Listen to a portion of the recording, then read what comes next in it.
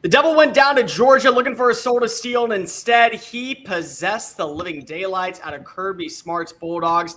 And Dabo Swinney maybe didn't even make a phone call to a transfer portal, but rather a priest for the exorcism that happened at Mercedes-Benz Stadium. Welcome on into SEC Unfiltered Postgame Show. He's Dave Shumate. I'm Cole Thompson, coming to you live, breaking down everything we just saw happen as the #1 Bulldogs trump Clemson en route to starting off the season on the right note. Ladies and gentlemen, make sure that you hit subscribe down below because we're breaking down every single major milestone game in 2024 during the SEC season. Make sure that also you're following us on all the social channels, TikTok, Facebook, Instagram, Twitter, because we're going to be everywhere and we're going to continue to be everywhere. That way you don't miss a single action of the coverage. Hit subscribe down below because this is your new home for all things SEC. Follow him on Twitter at Mach10Sports. Follow me on Twitter at Mr. Cole Thompson. And to keep up with the #1 source for all things SEC, visit SECUnfiltered.com. This episode is brought to you by MyBookie. Use promo code SECU at MyBookie.ag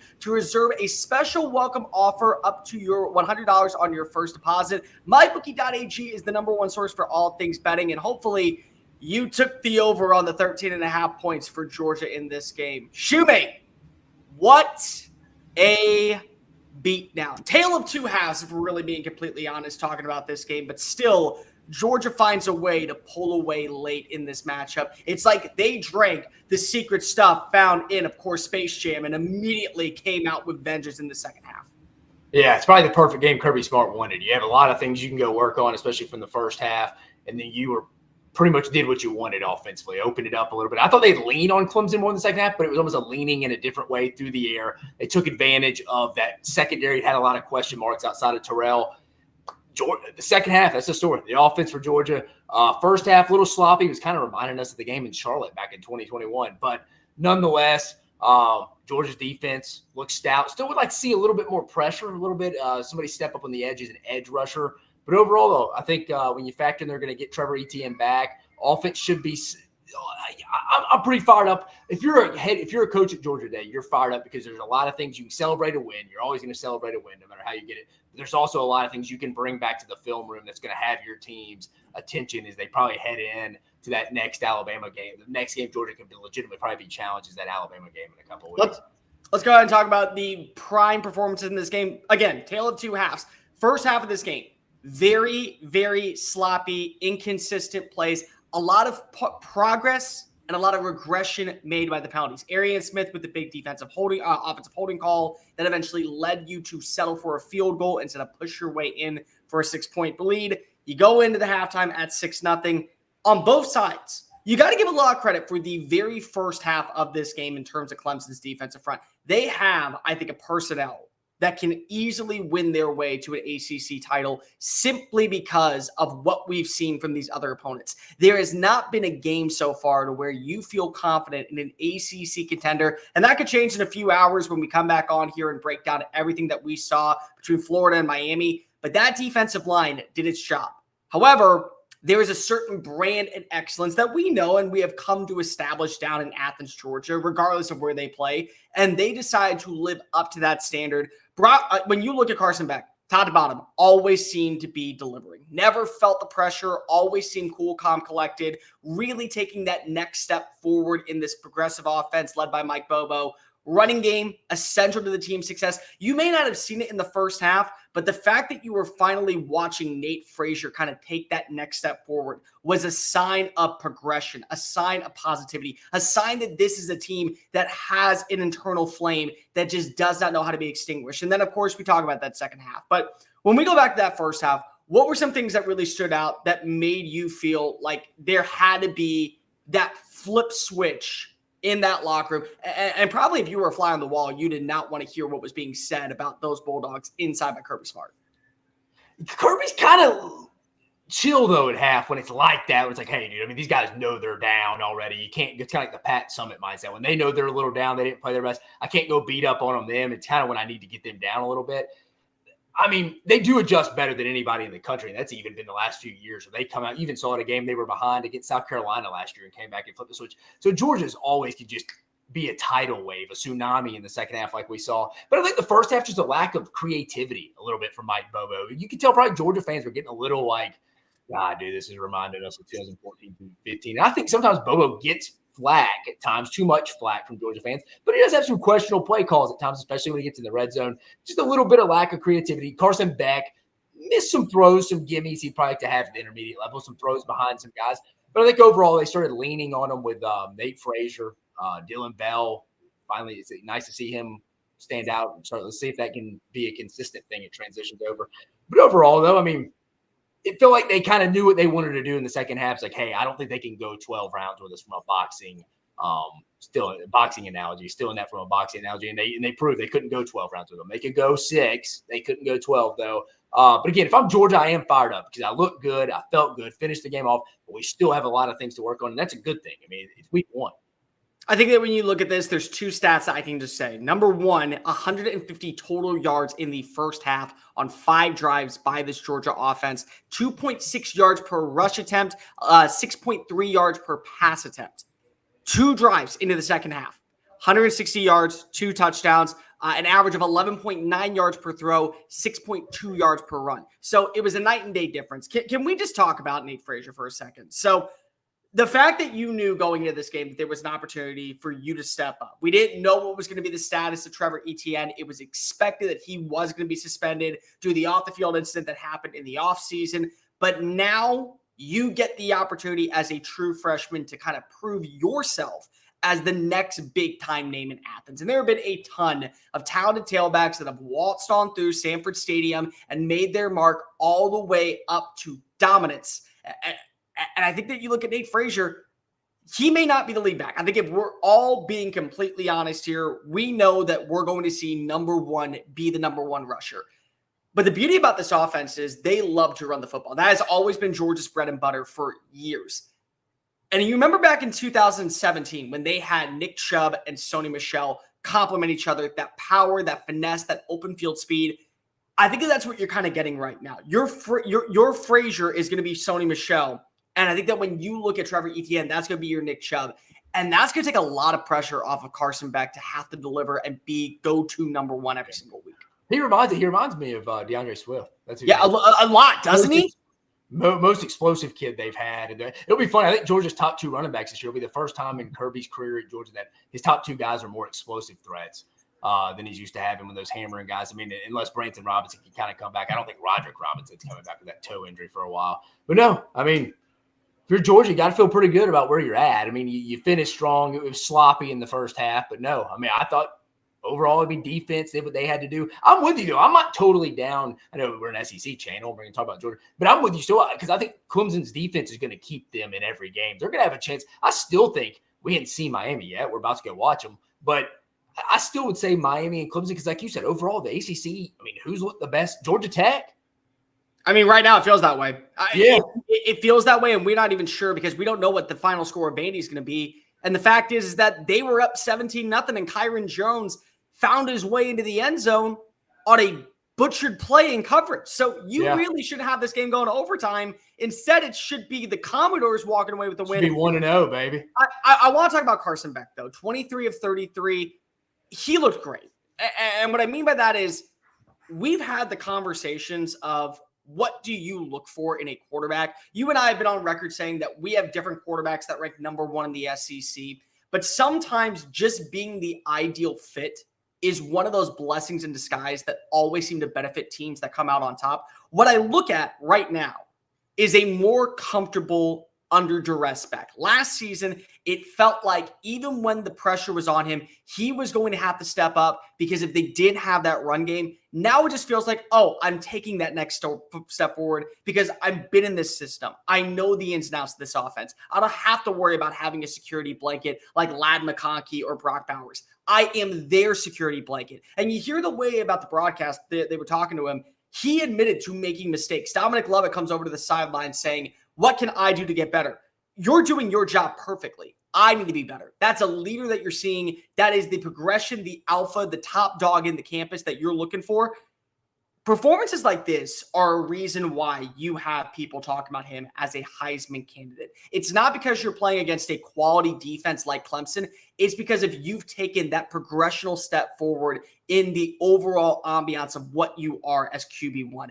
And if that's the type of quarterback we're getting week in and week out, you have to look out in Athens when you face off against the Bulldogs. You cannot find yourself slipping up at any moment if you want to come away with the win. Cole, you feel better or worse after Georgia after today? If you had to take one way, say one or the other. Better, 100% better. I think that you have to feel better because we know that week 1 is one of those games where we're going to overreact. I'm going to completely overreact to what we saw between Arkansas and Arkansas Pine Bluff. I'm going to overreact to not seeing the progression the way I wanted to outside the red zone offense at Oklahoma. I'm going to overreact to seeing the sloppiness of the first half plays.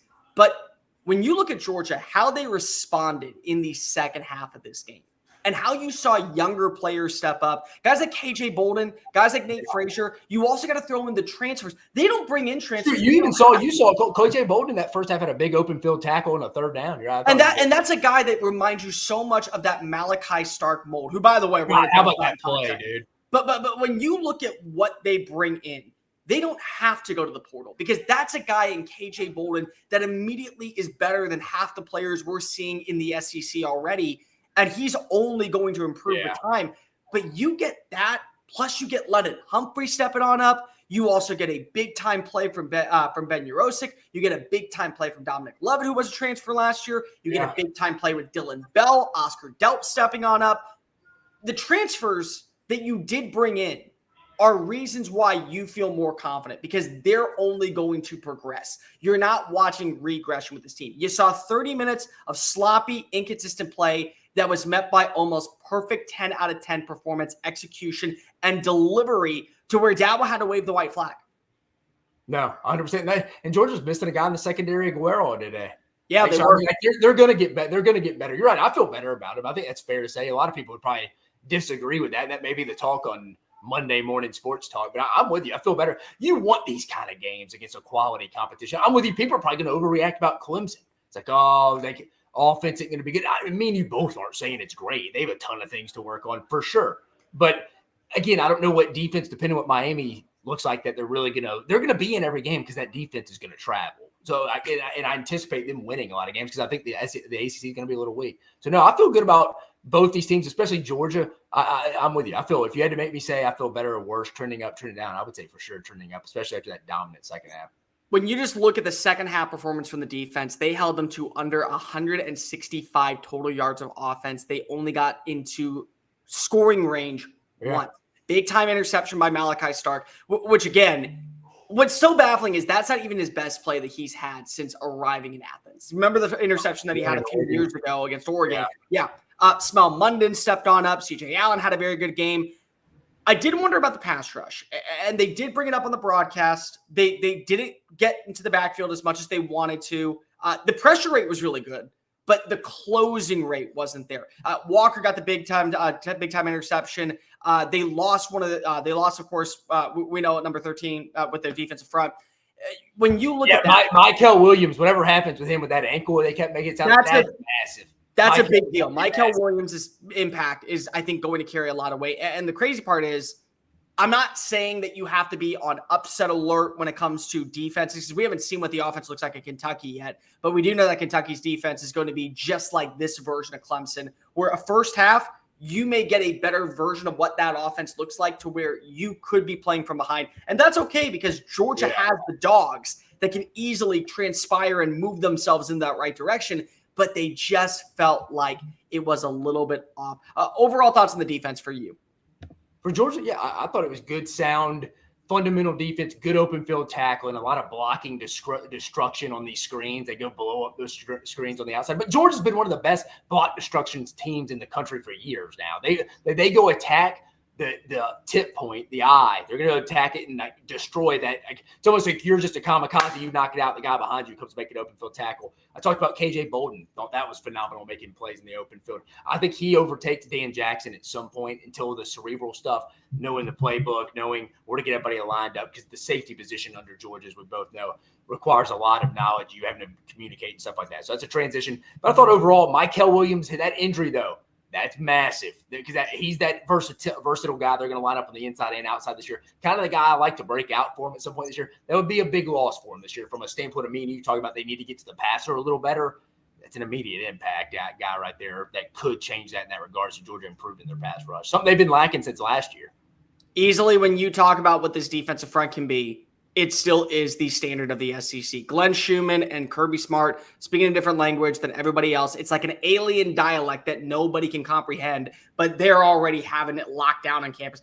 2.1 yards per run attempt. And they still have a very good, potent rushing attack at Clemson. You know what they have in a guy like Phil Maffa. We talked about him in the pregame show, thinking that he was going to be really standoutish. Player of the game. If you were to pick one right now that just separated himself, you feel better about, you know that they are going to trust him moving forward. It doesn't have to be Carson Beck. It could be Carson Beck. You could take the low-hanging fruit. But who do you feel like made that impact and stood tall through the test? Right. Nate Frazier in absence because they needed somebody at the running back spot to step up and kind of – I thought they thought in the second half, if we just get to the second half of the lead, we'll start grounding and pounding, spreading them out, stretching them vertically and horizontally. We'll do what we want. I think Nate Frazier with a upperclassman like Trevor Etienne being out, his other teammate Branson Robinson coming off an ACL, PCL injury, Broderick Robinson's out. It was kind of him and Cash Money Jones, and our boy Nate Frazier stepped up. So I think I'm going to give him the game ball if we're giving out game balls for this one. I go a little bit different. I think that there's a lot of ways we could have gone, and I don't want to go take the low-hanging fruit. So go ahead and give me Jalen Walker. I thought that he played phenomenal at linebacker. And you got to remember that this was a team that lost its starter in Jamon Dumas-Johnson. Pop was not just another name that comes out of nowhere and eventually finds his way onto a team in Lexington. This was a guy that was a starter that had to leave Athens because of the depth of what linebacker was. And you see it. 3 pressures, 1.5 sacks, 2 tackles for losses. He's in the backfield. He's consistently adding in pressure against Kate Klubnik. That is now a guy that you can pair alongside CJ Allen and Malachi Stark. What you have, of course, on the front 7. It's just a difference maker. That's where you feel really confident. Before we get on out of here, Dave, let's just talk about Dabo Swinney because of the overreaction punchline culture is going to be real. However, I think it's abundantly clear when you look at guys like London Humphreys, who only has 2 catches, but one goes for a 34-yard touchdown. When you look at names like Trevor Etienne, that's going to factor in. When you look at Colby Young, who gets the first touchdown of the game. When you see these guys add that value, and your stance is the transfer portal is made for those who just didn't belong at Clemson, why would we target them? You're starting to lose the argument very quickly because if you watched as this game was 6-0 at the half, you played close, but they had transfers come on in and immediately hit their stride. And that's not including the guys that were already there and established in the culture. Yeah, and you're banking on freshmen Bryant Westco and TJ Moore to step up. That's just a lot. And again, the further away you are from the football, we've all seen true freshman receivers come out and have big freshman years. That's possible. But you banking on that once every 2 years, 3 years, when you can go get some guys out of the portal's loaded every year with receivers. It's probably the most overpopulated group in the portal. There's a ton of them. They're a dime a dozen for the most part. And you just don't go to operate that when you're struggling to stretch the field vertically. Yeah, I'm with you. You're almost just dying on a hill for no reason. And even if they go play for the ACC, win the ACC this year, I think we would both stand on that argument. But you're right. You got to go dabble in the transfer portal a little bit. You just have to. You got to go fill holes that you need on your roster. 142 passing yards on the day. Here's the most baffling stat. 6 catches came from the guy that you expected, Antonio Williams, for 76 yards. Combined everyone else, less than 55 yards. That's when you need to go out and add in the transfer. And it's okay. Listen, Dabo. It wasn't like Georgia doesn't have some holes on defense, either on the back end. And nobody is also telling you that you have to go build your team like Lane Kiffin or like Mike Norvell down at Tallahassee and completely revamp the roster with transfer portals. Yeah. You just have to add in that Hershey's. Think of it like a sundae. You have the established ice cream, you have the whipped cream, you have the banana split, and then here comes the cherry on top. That's a 4-star wide receiver that at one point played at Michigan State that you didn't want. And guess what? We saw this last year where Keon Coleman thought of maybe going to Clemson. Instead, he goes into Clemson and walks away with the win because if he's catching that ball from Jordan Travis and Florida State remains undefeated. You can have that. And I think that that's the crazy part about when we look at Clemson right now. There's going to be so many people that say that the game has passed them up. That defense is not going away quietly. That defense gave you a performance at least through, I would say, 40 minutes of action that is sustainable in the ACC, that's sustainable against weaker opponents in the SEC. but you just need that cherry on top. And if Dabo doesn't start to deliver on that front, if he does not realize today, watching as 2 wide receivers that joined the program via the portal beat him, literally, that was the difference in that game. Separating that standard and that tone. Frazier could have walked on in for a touchdown. That would have been fine. But the reason why you lost 34-3 was because of the 2 transfer receivers. That's going to be the wake-up call that going into next season, if you are told it is this way or the highway, you have to go ahead and either humble yourself or hightail it on out of there, because somebody is going to come in and understand that in this new era of college football, you were either left in the dust or you keep up the pace. Yeah, you're definitely leaving some meat on the bone there. Yeah, he's got to go attack that. I don't know. This year, depends if they go win the ACC and stuff, how that affects him, but he still nonetheless should go attack the portal. Georgia comes out on top 34-3, and the Bulldogs, they look like the best team in college football right now. Definitely a dominant performance in the second half at Mercedes-Benz Stadium, and this is going to be an exciting season. The Bulldogs definitely are looking to be that team that is going to leave no stone left unturned. For Dave Shumate, I'm Cole Thompson. Make sure that you hit subscribe down below, because this is your #1 source for all things SEC. We're doing live reaction shows every single week from the monumental games of college football in 2024. Download the podcast version of the show wherever you get your podcast listening systems. Leave a 5-star review if you love this type of content. If you're lying to yourself and just want to be an evil son of a bitch, make sure that you leave a 1-star review. Make sure that also you're following us on all the social channels, TikTok, Facebook, Instagram, Twitter, at SEC Unfiltered. Make sure you follow Dave on Twitter at Mac10 Sports, me on Twitter at Mr. Cole Thompson, and to keep up with the #1 source for all things SEC, visit secunfiltered.com. For Dave Shumate, I'm Cole Thompson. We will be back later this evening. The Swamp about ready to take place. Miami versus Florida. Do we get an upset of the ages and finally an ACC team walking away with the dub? Or is it more dominance in the conference where it just means more? Until next time, folks. Later.